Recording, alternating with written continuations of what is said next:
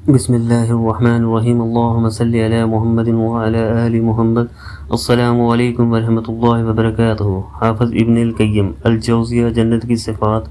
اور خوبیوں کو سامنے رکھ کر بطور ترغیب اور شوق دلانے کے لیے جنت کی کچھ اس طرح سے عکس بندی کرتے ہوئے لکھتے ہیں کہ ایسے عظیم الشان گھر کی عظمت کے کیا پوچھنے، جس کو اللہ تعالی نے بذات خود اپنے دست مبارک سے بنایا ہو اور اپنے محبوبانے اور عشاق کا مستقر ٹھہرایا ہو، اس کو اپنی رحمت اور شان اور رضامندی سے پر کیا ہو، اس کی نعمتوں کو عظیم کامیابی قرار دیا ہو، اس کی بادشاہی کو ملک کبیر بنایا ہو، اس میں خوبیوں کو حامل طور پر مخصوص کر دیا ہو، اس کو ہر قسم کی عیب آفت اور نقصان سے پاک کر دیا ہو۔ اگر تو اس کی زمین اور خاک کا پوچھے تو وہ کستوری اور زعفران کی ہے، اگر تو اس کی چھت کا پوچھے تو عرش رحمان کی ہے، اگر تو اس کی لپائی کا گارا پوچھے تو وہ خوشبودار کستوری کا ہے، اگر تو اس کی بجری کا پوچھے تو وہ لؤلؤ اور جواہر کی ہے، اگر تو اس کی عمارت کا پوچھے تو اس کی ایک اینٹ چاندی کی ہے اور ایک اینٹ سونے کی ہے، اگر تو اس کے درختوں کا پوچھے تو اس میں ہر ایک درخت کا تنا سونے کا اور چاندی کا ہے، نہ کہ لکڑی کا، اگر تو اس کے پھل کا پوچھے تو مشکوں کی طرح بڑے بڑے ہیں، جھاگ سے زیادہ نرم اور شہد سے زیادہ میٹھے ہیں، اگر تو اس کے پتوں کا پوچھے تو وہ ایک باریک اور نفیس پوشاکوں سے بھی انتہا درجے کے حسین ہیں، اگر تو جنت کی نہروں کا پوچھے تو کچھ نہریں دودھ کی ہیں جن کا ذائقہ بدستور قائم ہے، اور کچھ نہریں شراب کی ہیں جو پینے والوں کے لیے خوب لذیذ ہوں گی، اور کچھ نہریں صاف ستھرے شہد کی ہیں، اگر تو اس کے طعام کا پوچھے تو وہ میوے ہیں جو ان سے چاہیں پسند کر لیں گے، اور گوشت ہوگا اڑتے ہوئے جانوروں کا جس قسم کا جی چاہے گا، اگر تو اس کے برتنوں کا پوچھے تو سونے چاندی کے ہوں گے، شیشے کی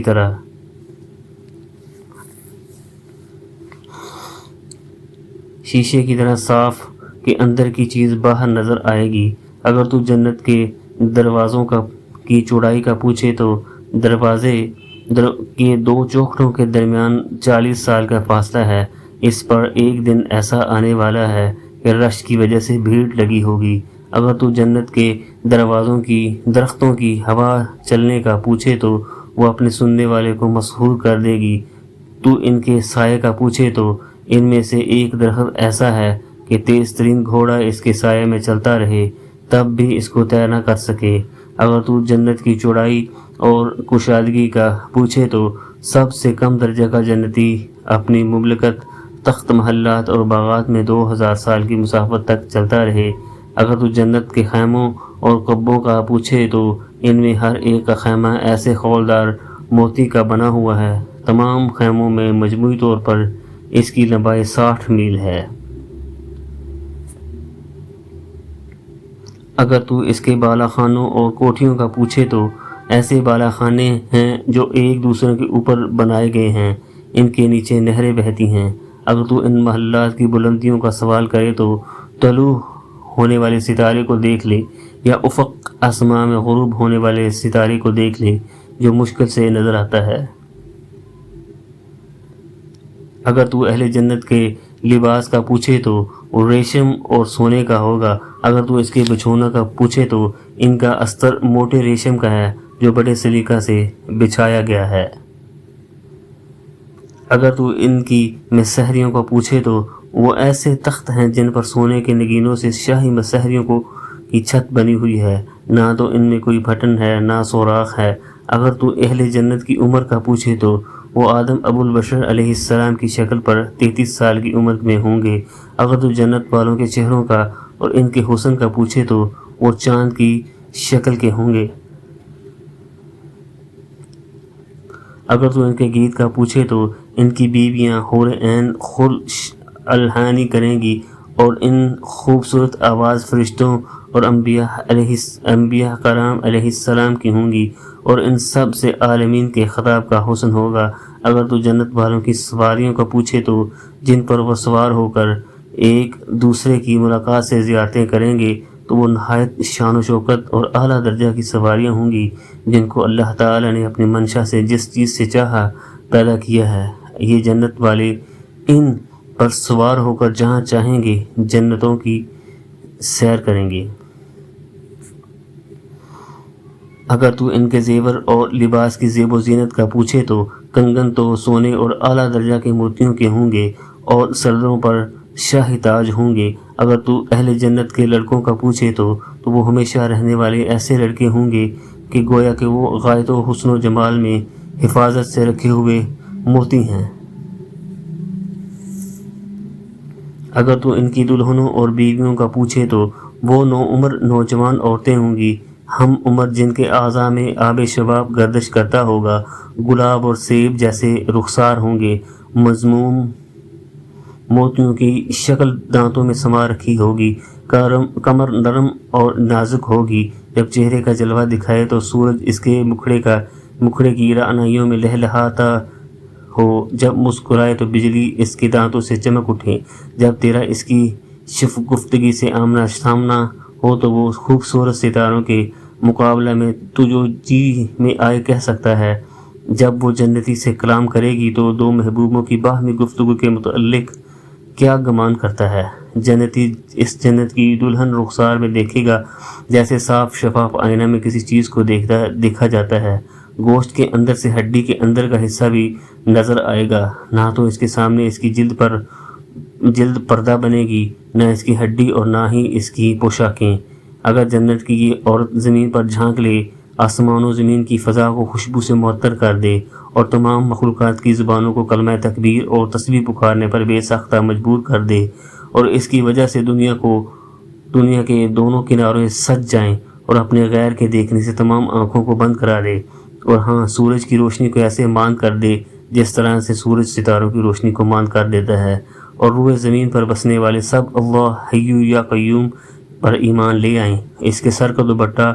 دنیا اور اس کی سب چیزوں سے زیادہ قیمتی ہے، اور اس سے صحبت تمام خواہشات سے زیادہ تڑپا دینے والی ہے۔ جتنا زمانوں پر زمانے بیتتے جائیں گے وہ حسن و جمال میں ترقی کرتی جائے گی، طویل زمانہ گزرنے پر بھی اس کی محبت اور ملاپ میں اضافہ ہوتا چلا جائے گا۔ وہ حمل، ولادت، حیض و نفاس سے پاک ہوگی، نزلہ، بلغم، پیشاب، پخانہ اور دیگر گندگیوں سے پاک ہوگی۔ اس کی جوانی نہ جائے گی، اس کا لباس پرانا نہ ہوگا، نہ اس کے حسن کی رعنائیں ضعیف پڑیں گی، نہ اس کی صحبت کی چاشنی سے دل بھرے گا۔ اس کی نگاہ، ناز و ادا وغیرہ سب اپنے خامند کی طرف رہے گی، اس لیے وہ کسی غیر کی طمع نہ کرے گی۔ ایسے ہی جنتی مرد کی نگاہ اور چاہت اس حور کی طرف رہے گی، اور یہی اس کی انتہائی خواہش ہوگی۔ اگر یہ اس کی طرف نظر کرے تو اس کو خوش کر دے گی،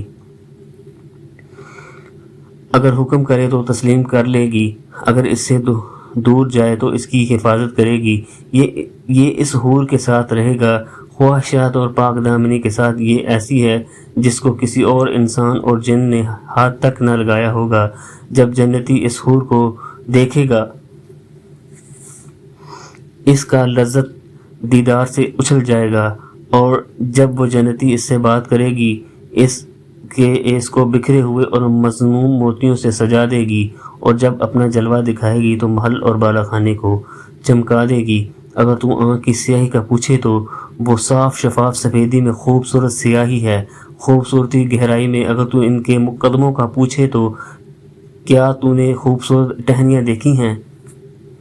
اگر تو ان کے رنگ و روپ کا پوچھے تو گویا وہ یاقوت و مرجان جیسی ہیں۔ اگر تو اس کے حسن و تخلیق کا پوچھے تو وہ عورتیں ہیں گوری رنگت والی، جن میں خوبیاں اور خوبصورتیاں سب جمع کر دی گئی ہیں۔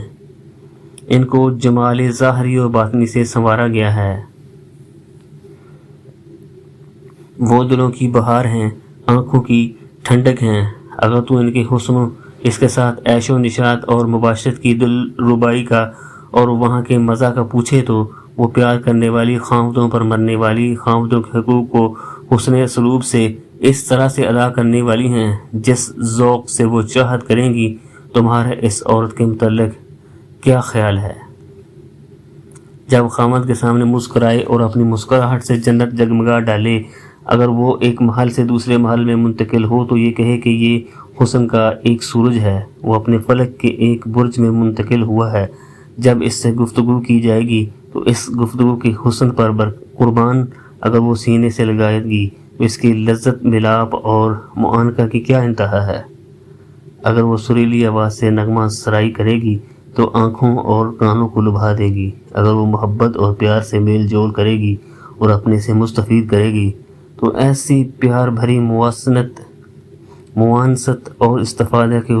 خوش آمد اور آمدید اگر وہ بوس و کنار کرے تو اس کے بوسہ سے زیادہ دل پسند کوئی شے نہیں. اگر اس سے صحبت کی جائے گی تو اس سے زیادہ لذت اور نشاط کہیں نہیں ہوگی. یہ تو جنت اور اس کی حوروں کا حال رہا. اگر یوم مزید کا پوچھے اور پروردگار عالم کی زیارت اور چہرے کا تو اس کی کوئی صفت اور شان جا اور جمال کی بن نہیں آتی. یہ تو صرف مشاہدہ سے ہی تعلق رکھتی ہے. اگر ویڈیو اچھی لگی ہو تو ویڈیو کو لائک کریں, چینل کو سبسکرائب کریں. شکریہ.